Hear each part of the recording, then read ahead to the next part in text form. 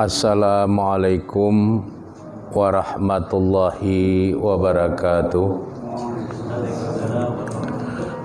Alhamdulillah allazi hadana lihaza wa ma kunna linahtadiya laula an hadanallah. Asyhadu an la ilaha illallah wa asyhadu anna Muhammadan abduhu wa rasuluhu allazi la nabiyya ba'dah. Allahumma sholli ala Muhammad wa ala alihi wa ashabihi ajma'in. Radina billahi rabba wa bil islami dina wa bi Muhammadin nabiyya wa rasulah.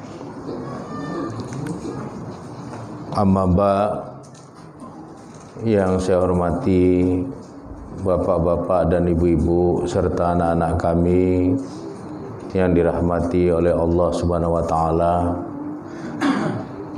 Puji dan syukur kita sampaikan kehadirat Allah Subhanahu wa taala yang telah memberikan nikmat iman dan nikmat Islam kepada kita. Mudah-mudahan dengan nikmat iman dan nikmat Islam itu kita dapat menata dan mengelola kehidupan kita dengan baik, sehingga kita akan menjadi hamba-hambanya yang soleh, menjadi hamba-hambanya yang solehah, yang bertakwa kepada Allah Subhanahu wa taala, dan insyaallah akan meninggalkan dunia ini dalam keadaan yang husnul khatimah. Selanjutnya salawat beriring salam tidak henti-hentinya kita mohonkan kepada Allah Subhanahu wa taala agar tercurahkan kepada rasulnya Nabi Muhammad sallallahu alaihi wasallam beserta keluarga, para sahabat dan semua pengikut beliau yang setia hingga tegaknya hari berbangkit kelak. Adapun materi pengajian kita pada malam hari ini berkaitan dengan fadilah hawalal wudu. Fadilah hawalal wudu itu artinya keutamaan yang ada di seputar ibadah wudu.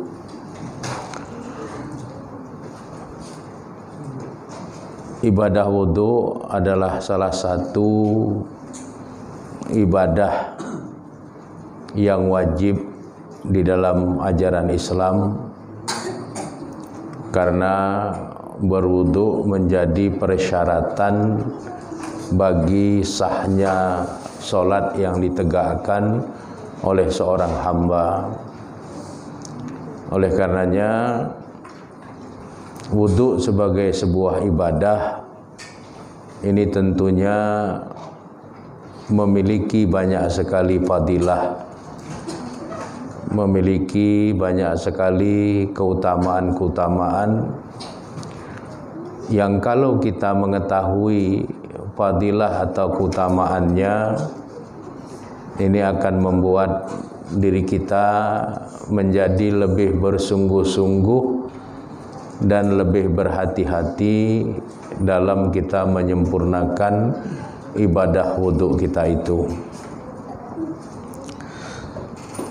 Di dalam kitab Musnad Imam Ahmad bin Hanbal nomor hadis 8936 melalui hadis yang bersumber dari sahabat Abu Hurairah, Rasulullah sallallahu alaihi wasallam memberikan pengetahuan kepada kita semua bahwa wudu yang sempurna itu dapat menghindarkan seorang hamba dari neraka. Dan wudu yang tidak sempurna pada anggota-anggota wudhu yang wajib sempurna itu bisa membawa seorang hamba masuk ke dalam neraka. Di dalam hadis Abu Hurairah ini disebutkan karena Abu Hurairah adalah Abu Hurairah ya'ti 'alan nasi, mendatangi orang-orang, wahum yatawaddauna fil matharati, sedangkan mereka dalam keadaan berwudu fil matharati, di tempat berwudu atau di tempat bersuci. Fayaqulu lahum, maka kemudian Abu Hurairah berkata kepada mereka, asbighul wudu'a, asbighul wudu'a, sempurnakanlah oleh kalian akan wudu, sempurnakanlah oleh kalian akan wudu. Fa inni sami'tu Abul Qasim, karena sesungguhnya aku telah mendengar Abul Qasim, maksudnya adalah Nabi sallallahu alaihi wasallam, yaqul, bersabda, wailun li'aqabi minan nar, celakalah bagi tumit-tumit yang tidak kena air wudu, karena akan masuk ke dalam neraka. Berdasarkan hadis ini, para ulama ahli hadis memberikan penjelasan bahwa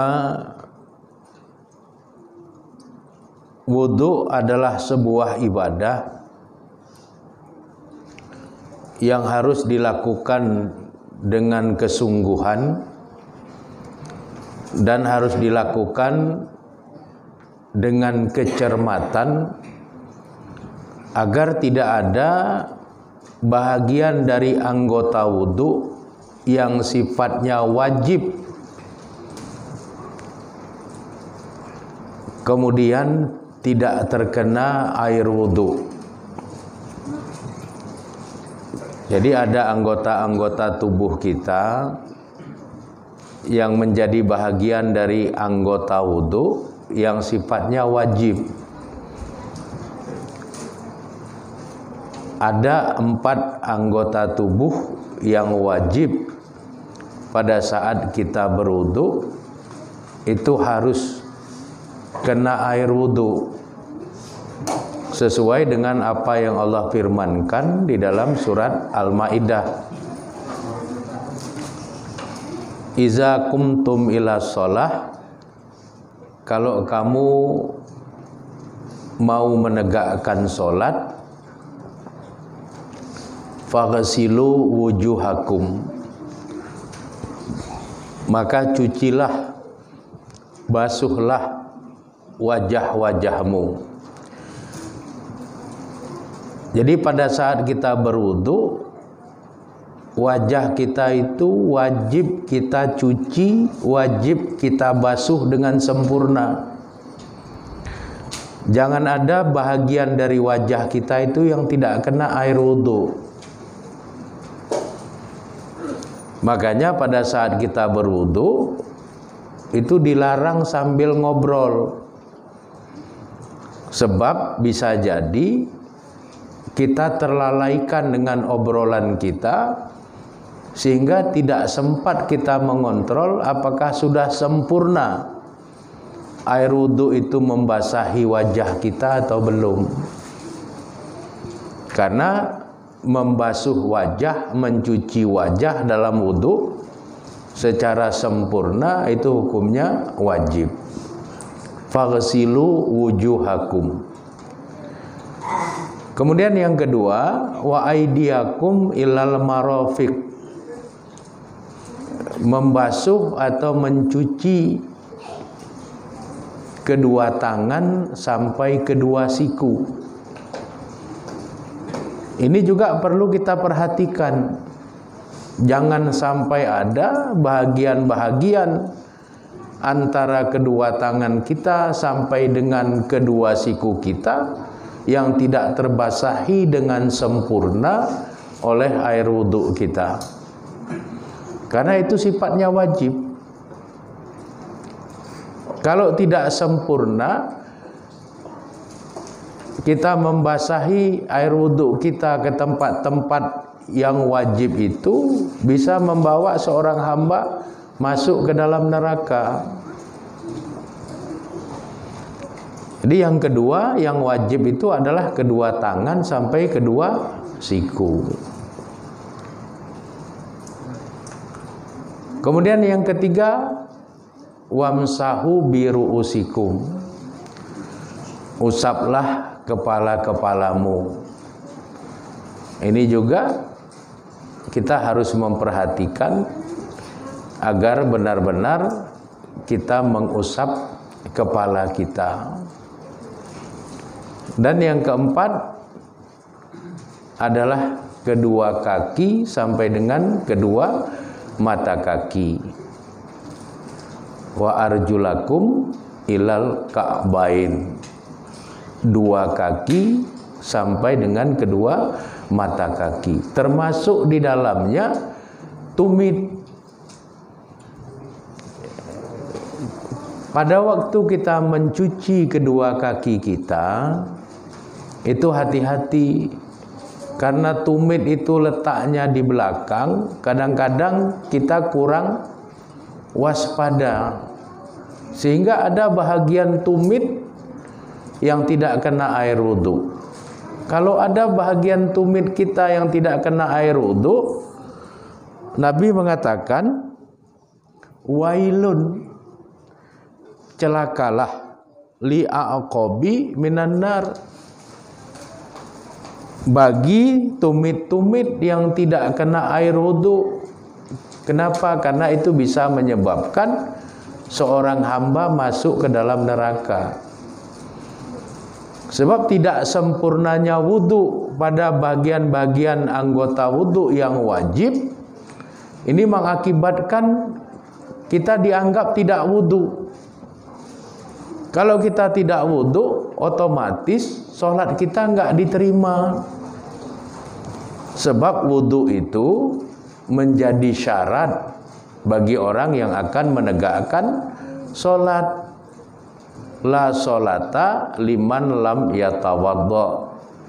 Tidak ada sholat bagi orang yang tidak berwudu. Dan anggota tubuh yang wajib untuk tersentuh air wudu itu tempatnya ada 4 tadi. Kedua tangan sampai siku, ya. Wajah, kedua tangan sampai siku, mengusap kepala, dan mencuci kedua kaki sampai kedua mata kaki. Dan itu harus dilakukan secara sempurna. Kalau tidak, berbahaya. Oleh karenanya salah satu fadilah dari berwudu itu bisa menghindarkan seorang hamba dari neraka. Sempurnanya wudu seseorang itu membuat dia lolos dari neraka. Tidak sempurnanya wudu seseorang pada bagian-bagian yang wajib, maka itu adalah peluang seorang hamba bisa masuk ke dalam neraka. Hadis yang diriwayatkan oleh Imam Ahmad dari sahabat Abu Hurairah itu diperkuat oleh hadis yang diriwayatkan oleh Imam Muslim, nomor hadisnya 354, dari sahabat Abdullah bin Umar. Abdullah bin Umar mengatakan, raja'na ma'a Rasulillahi sallallahu alaihi wasallam. Kami telah kembali bersama Rasulullah sallallahu alaihi wasallam min Makkata ilal Madinati, dari perjalanan Mekah menuju ke Madinah. hatta iza kunna bima'in bitariqi, sampailah kami di dalam perjalanan itu pada sebuah sumber air. Ta'ajjala qaumun indal asri, maka kami dapatkan ada suatu kaum yang bergegas untuk melaksanakan sholat asar karena mereka sudah telat. Fatawaddau, maka kami melihat mereka itu berwudu. Wahum ijalun, sedangkan cara mereka berwudu itu tergesa-gesa. Fantahaina ilaihim, ketika kami menghampiri mereka, kata Abdullah bin Umar, wa aqabuhum taluhun, kami dapati tumit-tumit mereka itu masih kering.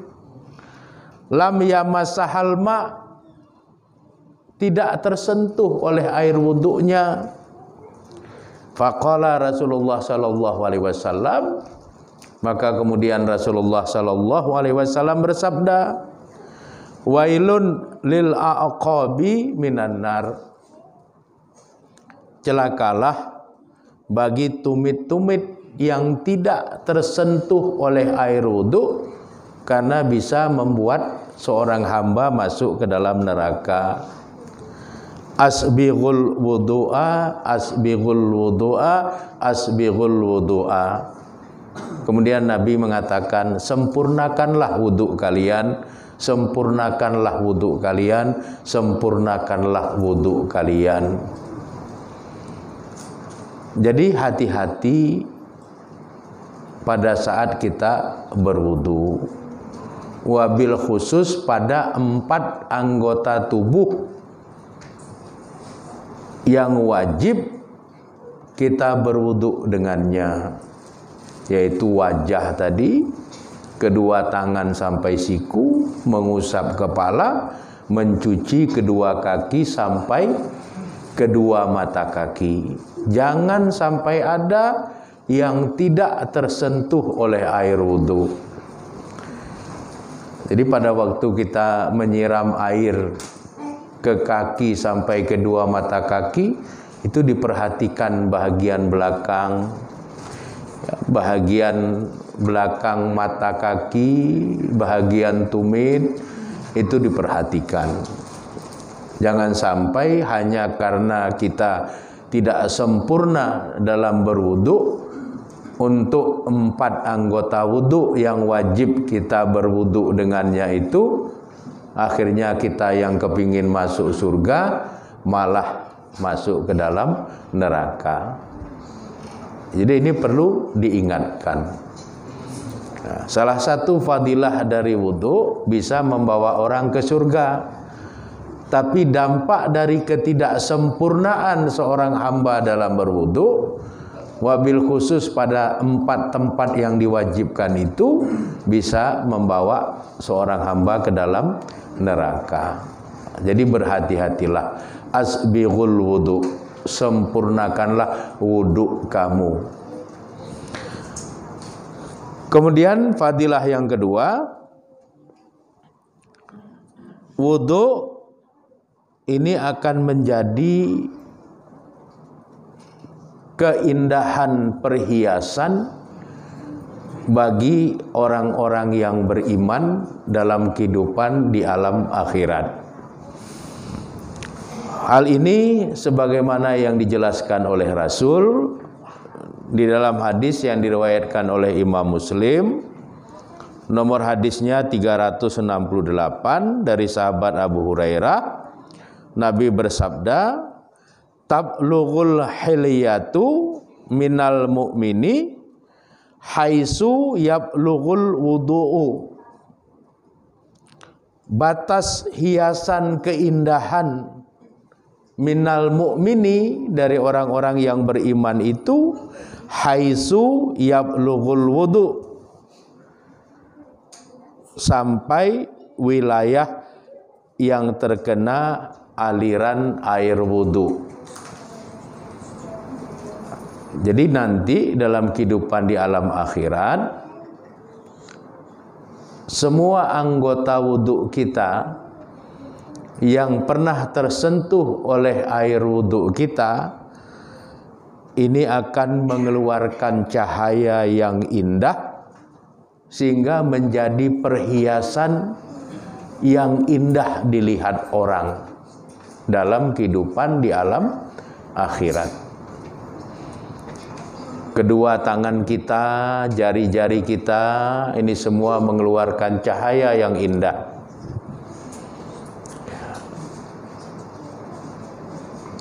Mulut kita, hidung kita, wajah kita, telinga kita, kepala kita, kedua tangan sampai siku, kedua kaki sampai mata kaki, semuanya mengeluarkan cahaya yang indah. Itulah perhiasan orang-orang yang beriman dalam kehidupan di alam akhirat.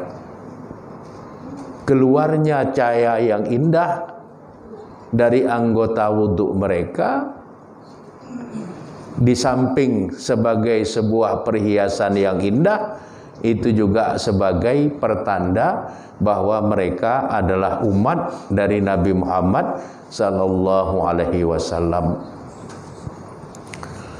Jadi kalau ada orang Islam, orang beriman, tapi dalam hidupnya nggak pernah sholat,